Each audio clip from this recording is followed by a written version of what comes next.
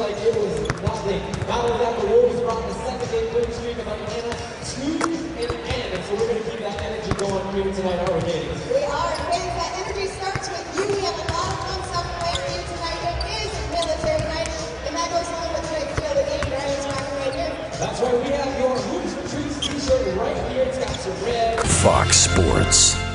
We are Fox Sports. We are Minnesota. Youth has been served in Minnesota as the Wolves have roared their way to an impressive start led by talented youngsters. Tonight, the Hornets bringing a couple of vets with plenty of experience looking to slow down the youth movement in Minnesota.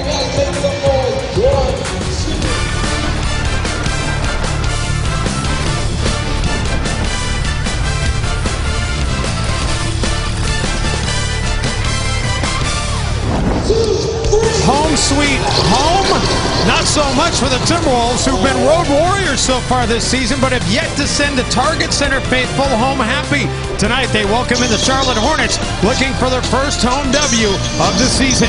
Let's set the stage. Andrew Wiggins had a coming-out party while the Wolves were traveling, but tonight, they'll need someone else to take a starring role, as Wiggins is a late scratch, still feeling the effects of the physicality of last night's win in Atlanta.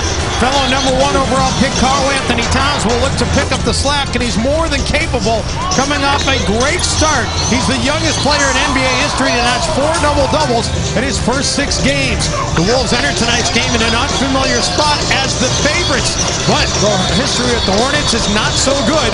Charlotte has won 31 of the 48 overall meetings between the teams. And hello, everybody. Welcome to Target Center. Dave Benz alongside Jim Peterson. Jim, Timberwolves feeling pretty good after a pair of impressive road wins. Yeah, and you know, hey, road wins are not easy to get in the NBA, and to get them against 2 quality playoff teams was even sweeter. But there is bad news, as I mentioned a moment ago. Andrew Wiggins, a late scratch, officially with a sore right knee. He got banged up a little bit in Atlanta last night. He tried to give it a go at the afternoon shoot-around today, but just didn't feel right, so they're going to take precautionary measures. Yeah, he took a number of spills, and he got hit in his rib cage as well, so he really did take a beating in that game last night, Dave.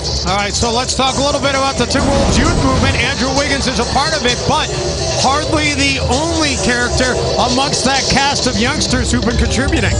Yeah, it's been fun to watch the growth of Karl Towns and really, you know, talk about Bielitsa as well. And so last night in this ball game, hey, Karl Anthony Towns did not have any blocks until the last 3 minutes of the ball game. Then he had 3 of them, and they were huge possessions for Minnesota to get stops. They held Atlanta down the stretch 0 for 8 from the field, and Karl Towns was huge. And then Bielitsa hit 2 big threes in the fourth quarter, Dave. When Minnesota couldn't score, Bielitsa had 2 big ones. It was very key to that win last night. All right, we are just getting warmed up here from Target Center. When we talk about, come back, we'll talk about the former Timberwolf back in the house tonight, Al Jefferson. 5, 4, 3, 2, 1. Make some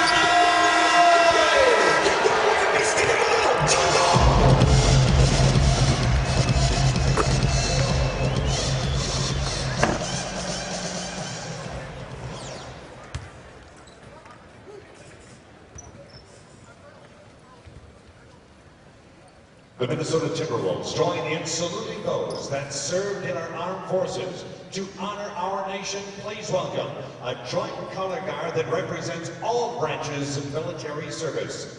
At center court.